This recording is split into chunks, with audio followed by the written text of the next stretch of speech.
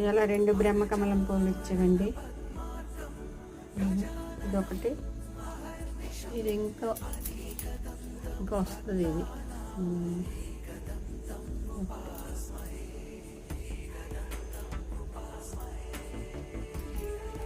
ఇదైతే మంచిగా వచ్చింది.